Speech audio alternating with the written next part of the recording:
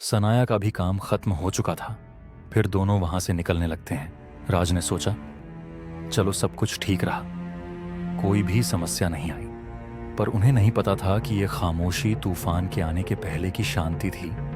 जैसे ही राज और सनाया हवेली से बाहर जाने लगते हैं, उसी वक्त एक तेज हवा का झोंका आता है और घर का दरवाजा बंद हो जाता है। राज दरवाजा खोलने की कोशिश करता है, लेकिन दरवाजा राज से नहीं खुलता।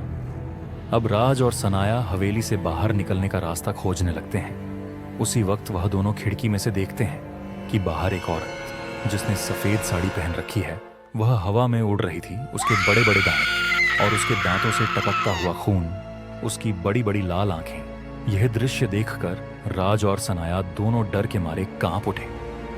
अब तो हवेली में से चीखने और चिल्लाने की आवाजें आने लगी और उनमें से एक भारी और डरावनी आवाज हंसने की थी। यह सब सुनकर राज और सनाया के शरीर जैसे जम गए थे, मानो उनमें जान ही ना रही हो। चारों ओर हवा चलने लगी, झूला अपने आप झूल रहा था।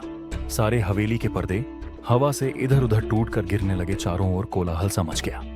उन्हें कुछ समझ नहीं आ रहा कि अब हम क्या करें और यहां से कैसे बचें। राज थोड़ा साहस जुटाता है।